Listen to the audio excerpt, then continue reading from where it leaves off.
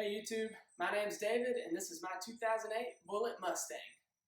I created this video because I just completed stage 1 of my project and I wanted to show it off. Let's get started.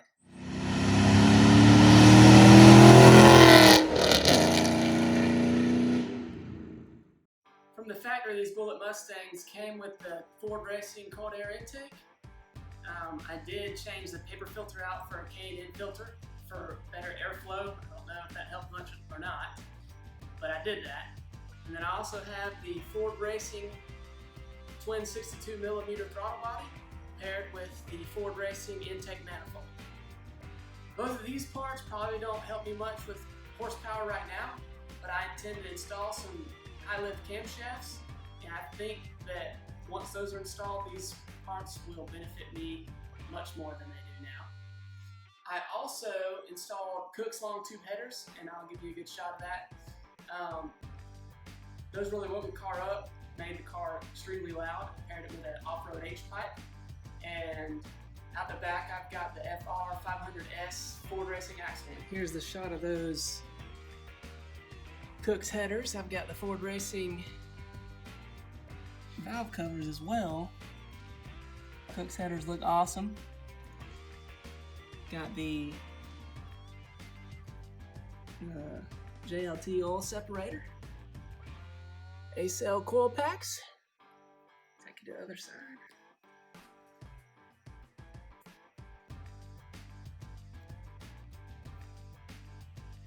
Another shot of those Ford Racing valve covers.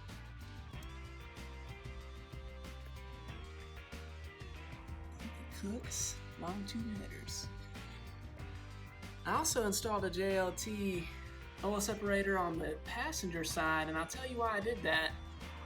I was chasing an oil leak. The oil separators didn't help the problem. I had an oil leak coming out of these seams. This seam goes all the way around the intake manifold.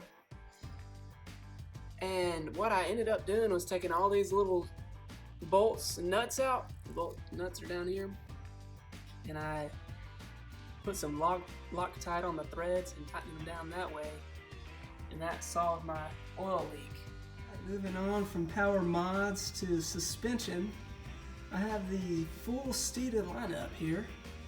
Steeda rear sway bar with the end links, which look awesome. Got the adjustable panhard bar and the panhard bar brace. And then if you look about right there, I've got the billet lower control arms and relocation brackets for those lower control arms.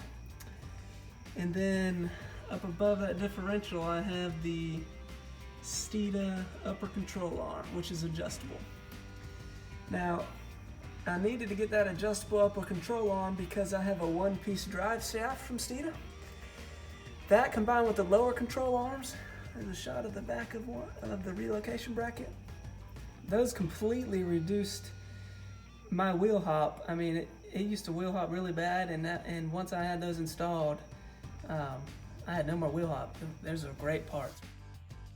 From the side, you can get a really good look at the billet lower control arms. I think they look pretty sharp back there. It's probably one of the most noticeable modifications you can do to the suspension, besides lowering it with springs or coilovers. I decided to go with the Ford Racing springs, and I paired them with the Ford Racing strut and shock kit, the dynamic kit. It handles very, very well, but the ride is pretty rough, so if you're interested in a smooth ride, I would go a different direction. Staying with the theme of handling, I've got the Mickey Thompson 255 45R 18 street comp tires. These tires impressed me. They do a great job in the wet and do a great job from a standstill. I haven't taken these tires to the drag strip, so I can't comment on how well they perform there. I also upgraded the brakes. I got some drilled and slotted rotors from Powerstop. I'll give you a look at the back as well. The only other tire I have experience with is the Nitto 555. They were pretty old when I got the vehicle, so it's hard to say how well they compare to this, but I will say that the Mickey Thompsons did hook up better than the Nittos. Here's a shot of the interior of the Bullitt. Got the RTR floor mats, that may go well. Premium leather seats.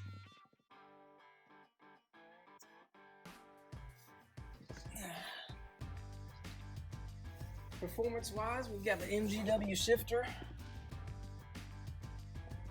which is an excellent shifter.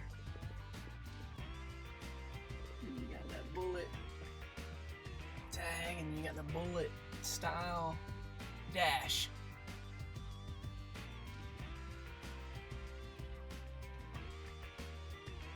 All these modifications were brought together with a tune from Steeda.